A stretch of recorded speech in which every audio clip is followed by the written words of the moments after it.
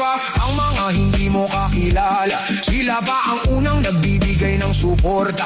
Iilan lang sa kapamilya at barkada ang nanonood at naglalike sa video mong ginawa. Pero wag mong hayaang panghinaan ng loob, dahil ang tagumpay ay bunga ng sipag at tiyaga kahit napapakot.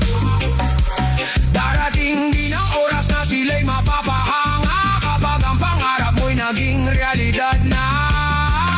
Di ka man sikat ngayon, darating din ang tamang panahon. Tandaan mo yung mga sikat na sila rin ay nagsimula sa wala. Ituloy mo lang ang iyong nasimulan, balang araw ay kikita ka rin katulad ng karamihan. Huwag bibitaw, huwag mawalan ng pag-asa, sipag at tiyaga ang tunay mong sandata. Content creator, tuloy lang ang laban, more upload lang ba kaya na